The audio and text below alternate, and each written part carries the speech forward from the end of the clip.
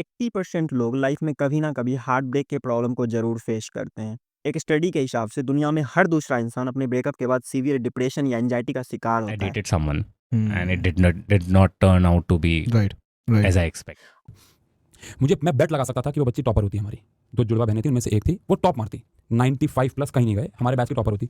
अगस्त सितंबर अक्टूबर ऐसा हुआ, रिलेशन में आ गई। जो लड़का था उससे कोई फर्क पड़ता नहीं है, उसने दिसंबर जनवरी के टाइप्स ब्रेकअप कर दिया।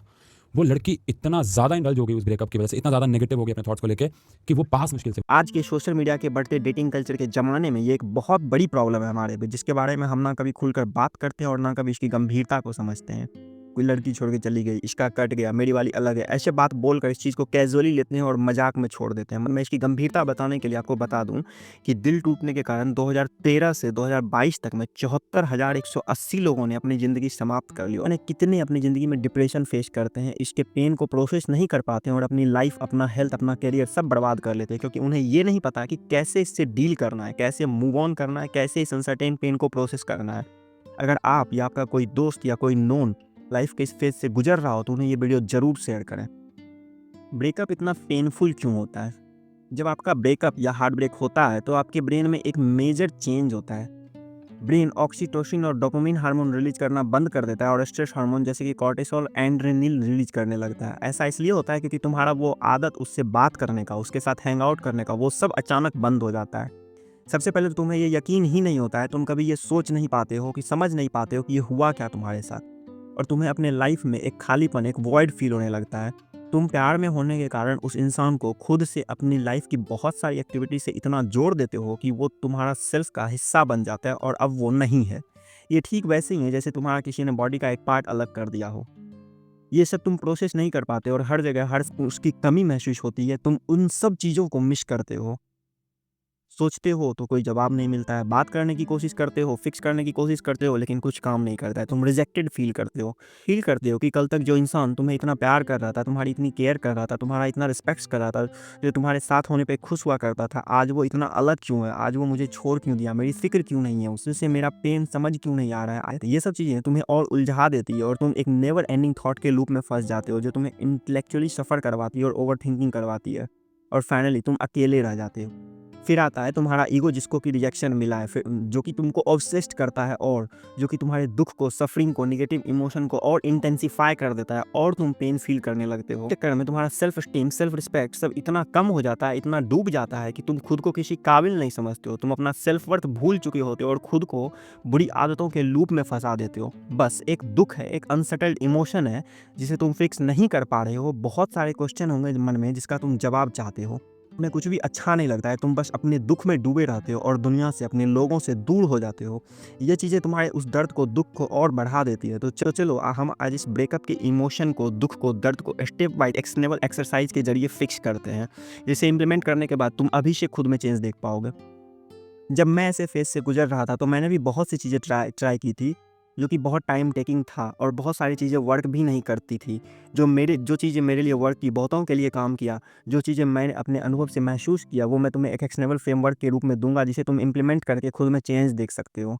स्टेप 1, सबसे पहले कुछ समय के लिए हर वो चीज़, जगह, सब कुछ जो भी तुम चेंज कर सकते हो कर दो, जो तुम्हें उससे रिलेट करती हो या उससे जुड़ी मेमोरी ट्रिगर करती हो।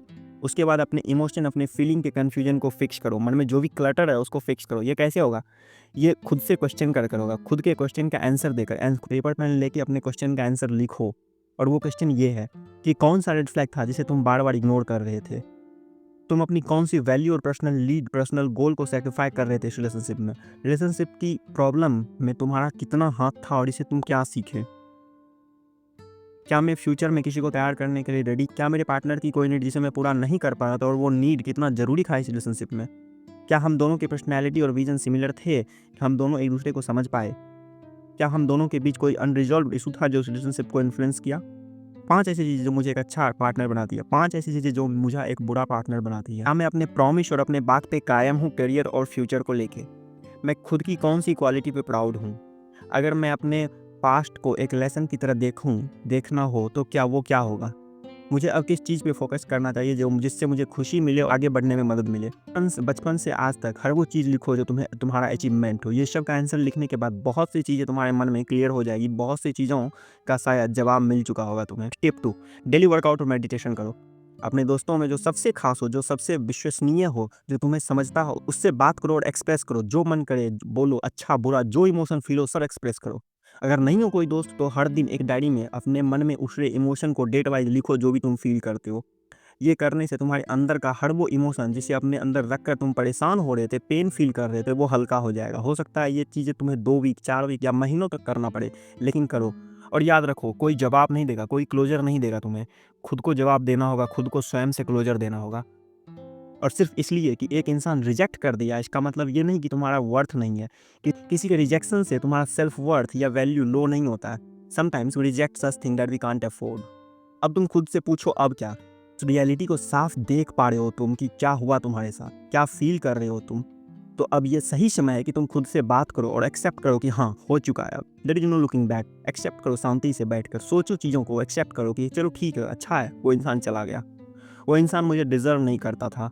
अब मैं खुद की उन सारी गलतियों और उन सारी कमियों को ठीक करूंगा और कुछ अचीव करूंगा। इस समय तुम ब्रेकअप के एनर्जी को यूज कर पाओगे यहाँ अपनी सेल्फ वर्थ बनाने में, काम करने में। और अब एक न्यू मीनिंग दो अपने लाइफ को, एक पर्पस दो खुद को। मोस्ट इंपॉर्टेंट चीज़ कि अब तुम अपने लाइफ के फोकस और सेंटर को चेंज करो। मतलब तुम्हारी प्रायोरिटी अब मूव ऑन करना नहीं है। अपने पूरे दिन को प्लान करो और उसे इफेक्टिवली यूटिलाइज करो। वो सब करो जो तुम्हें पसंद है, जो तुम करना चाहते थे। स्टेप 4, खुद से प्यार करो। मतलब भगवान से प्यार करो, उनसे बातें करो, उनके लिए डेडिकेशन दिखाओ, भक्ति करो, क्योंकि भगवान ही हैं जो तुम्हें सच्चा प्यार करते हैं, जिन्हें जो तुम्हारे साथ हैं। खुद को समय दो, खुद से प्यार करो and believe me, time will heal everything. समय के साथ हर चीज़ ठीक हो जाएगी, बस पेशेंस रखो। माय लास्ट वर्ड, अगर तुम्हारा भी सपना है अपने माँ बाप को खुशी देने का, तो सोचो क्या ऐसे रहकर अपने माँ बाप को खुशी दे पाओ? चलो मान लेता हूँ कल तुम सफल हो भी जाओ, लेकिन जरा सोचो अगर तब वो ना हो तो। कि अभी हैं वो, तो उनको जितना खुशी देना चाहते हो, अचीव करना चाहते हो, कर लो। क्योंकि कल जब तुम सफल होगे और वो ना होंगे तो उस सफलता का कोई मायने नहीं होगा। वैल्यू करो उन लोगों का, अपने माँ बाप का, अपने दोस्तों का जो आज तुम्हारे साथ हैं, जिन्हें सच में फ़र्क पड़ता है तुम्हारे दुखी होने से। और याद रखो, ये कोई बड़ी चीज़ नहीं है जो तुम्हारे साथ हुई है, सबके साथ होता है और सबको अपना दर्द बड़ा लगता है। लेकिन बट ट्रस्ट मी, तुम इससे बाहर आ जाओगे।